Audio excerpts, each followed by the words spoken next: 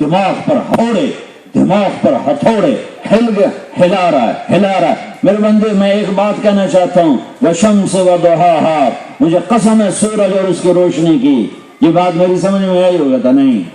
پھر اللہ کہتا ہے وَالْقَمَرِ إِذَا تَلَاهَا، مجھے قسم ہے چاند کی، میری بات سمجھ میں آئی؟ کہتا نہیں۔ وہ کہتا ہے وَالنَّهَارِ إِذَا جَلَّاهَا، مجھے قسم ہے دن کی، میری بات سمجھ میں آئی؟ کہتا نہیں۔ وہ کہتا ہے وَاللَّيْلِ إِذَا يَغْشَاهَا، مجھے قسم ہے رات کی، میری بات سمجھ میں آئی؟ وہ کہتی ہے نہیں۔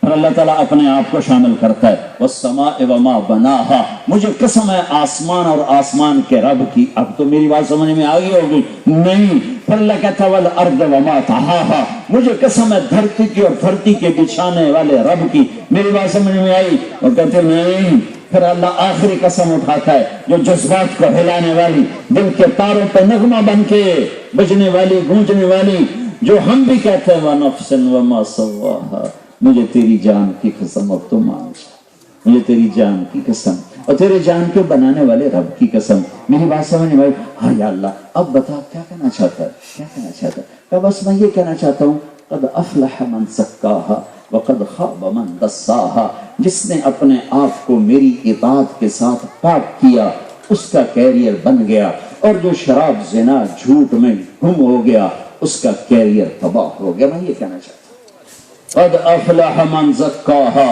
وقد خاب من دساہا۔ اس ایک جملے پر 11 قسمیں، اس ایک جملے پر 11 قسمیں، اس ایک جملے پر میرے بندو، میری بندیوں، کالو گورو عرب عجم، قد افلح من زکاہا، اسے پاک کرو گے، اس نفس کو دھوو گے تو تم کامیاب ہو، اور اسے گناہوں میں گندا کر دو گے تو تم ناکام ہو۔ قد خاب من دساہا، کوئی گٹر میں گر جائے نا، دسا لفظ ایسا ہے، لفظ اللہ تعالیٰ ایسا عجب سا لائے کہ لفظ دسا، لفظ کے اندر گندگی کا معنی چھپا ہوا ہے۔ کوئی آدمی گٹر میں گر کر نکلے تو اس کی کیا حالت ہوگی؟ کوئی گٹر میں گر کے نکلے تو کیا حالت ہوگی؟ اور کوئی واش روم سے نکل کے آئے تو اس کی کیا حالت ہوگی؟ کوئی تازہ نہا کے آئے تو اس کی کیا کیفیت ہوگی؟ کوئی گٹر میں گر گیا تو کیا کیفیت ہوگی؟ ایک ستھرا، ایک گندا، ایک پاکیزہ، ایک ناپاک۔ میرا رب کہتا ہے جس عورت مرد نے اس وجود کو میرے حبیب کے طریقوں سے سجایا وہ پاک ہو گیا، وہ مجھے محبوب ہو گیا، اور جس نے اس وجود کو میرے نبی کے خلاف بغاوت میں استعمال کیا، میرے خلاف بغاوت میں استعمال کیا، وہ گٹر میں گر گیا، گندا ہو گیا، ذلیل ہو گیا۔ مجھے نہیں چاہیے، دور کر دو میری نظروں سے، آگ میں ڈال دو، چاہے ابو لہب میرے نبی کا چاچا کیوں نہ ہو، ڈال دو اسے آگ میں۔ بلال کل ہے، کلوٹا ہے، غلام ہے، غلام زادہ ہے، پر میرے حبیب کے رنگ میں رنگا ہے، میرے حبیب کے رنگ میں رنگا ہے۔ بلاؤ اسے مسجد نبوی کا مؤذن بنا دیا جائے۔ یہ اوپر سے فیصلے ہیں۔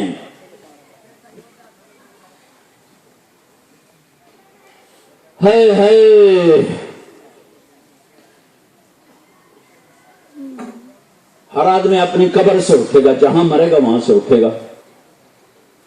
ایک آدمی اپنی قبر سے نہیں اٹھے گا، ایک آدمی اپنی قبر سے نہیں اٹھے گا، صرف ایک آدمی۔ بلال کی قبر شام دمشق میں ہے، لیکن میرے نبی نے فرمایا جب قیامت قائم ہوگی سب سے پہلے اپنی قبر سے میں نکلوں گا، میرے دائیں طرف سے ابو بکر نکلے گا، میرے بائیں طرف سے عمر نکلے گا، اور میرے قدموں سے بلال اٹھایا جائے گا۔ بلال اپنی قبر سے نہیں، کہ سارے لوگ پیدل چلیں گے، میں براق پہ چلوں گا، بلال میرے آگے سرخ اونٹنی پہ چلے گا۔ جب میدان محشر پہنچیں گے تو بلال اونٹنی پہ کھڑے ہو کے اذان دے گا۔ دنیا میں تو نہیں سنی، آخرت میں سن لینا بلال کی اذان۔ پھر آپ نے فرمایا جب جنت میں جانے کا وقت آئے گا، سور اولین آخرین جنت کے دروازے پر ہیں، جنت کا دروازہ بند ہے، 8 دروازے جنت کے، 7 دروازے دوزخ کے۔ اس سے پتہ چلتا ہے دوزخ چھوٹی ہے، جنت بڑی ہے۔ دروازوں پر آئے، دروازے بند، 8 بند، کیا کریں، اندر کیسے جائیں؟ 2 چشمے ابل رہے ہوں گے، ایک سے پانی پیئیں گے اندر سے پاک، ایک سے وضو کریں گے ظاہر پاک، پانی پینے کے بعد پخانا نہیں، پیشاب نہیں، بغض نہیں، حسد نہیں، نفرت نہیں، لڑائی نہیں، اور وضو کرنے کے بعد چہرے پر کبھی کوئی میل نہیں، کوئی جھریاں نہیں، کوئی دکھ نہیں، کوئی غم نہیں، چہرے نورانی. اب بھائی جنت چلو گئی، جنت چلو گئی، جنت چلو گئی. آؤ بھائی چلیں ابا آدم کے پاس، آبا جان دادا جان اندر لے چلیں. وہ کہیں گے بچوں میں نے تمہیں نکالا تھا، لے جانے والا کوئی اور ہی ہوگا، میں نہیں لے جاتا. پھر دوسرے نبی، پھر تیسرے نبی، پھر چوتھے نبی، پھر پانچویں نبی، پھر چھٹے نبی. ہر نبی سے ہوتے ہوتے ہوتے اگر اللہ چاہتا تو سب سے پہلے ہمارے نبی کے پاس پہنچا دیتا، لیکن اللہ اپنے نبی کی شان دکھانا چاہتے ہیں کہ میرا حبیب میرا حبیب میرا حبیب ہے. ہاں تم ایک ایک یورو جوڑتے ہو، کہتے ہو پاکستان پلاٹ خریدنا ہے، گھر بنانا ہے، بچے پڑھانے ہیں، تو تم ایک ایک سنت بھی تو جوڑو کہ کل تمہیں قیامت میں میرے نبی کا سامنا کرنا. ایسا تو نہ کہ سنت کی کوئی گال نہیں جی، کرو تو ثواب ہے، نہ کرو تو گناہ تو کوئی نہیں ہوگا. ظالموں یہ کہاں سے بات کہتے ہو؟ محسن کے لیے ایسی بات کی جاتی؟ کوئی ہے ایسا محسن؟ دھرتی میں دکھاؤ. اپنی امت کے لیے کہہ رہا یا اللہ یہ بھوکے ہیں انہیں کھانا کھلا، یہ ننگے ہیں انہیں کپڑے پہنا، یہ خوف زدہ انہیں امن عطا فرما. یہ تمہارے لیے دعا ہے. اور اپنی اولاد کے لیے، کوئی اپنی اولاد کے لیے دکھ مانگتا؟ پھر جن کو آپ کہا کرتے تھے میری آنکھوں کی ٹھنڈک حسن حسین، جن کو آپ کہا کرتے تھے جنت کے سردار حسن حسین، جن کو آپ نے فرمایا، ایک دفعہ آپ حضرت فاطمہ کے گھر میں آئے تو سارے سوئے ہوئے تھے، تو حسن کی آنکھ کھل گئی، تو آپ نے حسن نے پانی مانگا ماں سے، تو آپ نے بیٹی کو اٹھنے نہیں دیا، گلاس اٹھایا اور گھڑے سے پانی نہیں لیا، باہر نکل گئے. ایک بکری کھڑی تھی مریل سی حضرت علی کی، اس میں تو گوشت نہیں تھا، دودھ کہاں سے آتا، لیکن میرے نبی نے جو تھنوں کو ہاتھ لگایا ایسے بھر گئے، تو آپ نے گلاس پورا تازہ دودھ سے بھرا اور اندر آئے. تو اتنے میں حسین بھی اٹھ گئے تھے. حسین حسن سے زیادہ ایکٹیو تھے، وہ بھاگ کے آگے ہو گئے، تو آپ نے ان کا تم پیچھے ہو جاؤ. تو حضرت فاطمہ نے کہا یا رسول اللہ آپ کو حسن سے زیادہ پیار ہے؟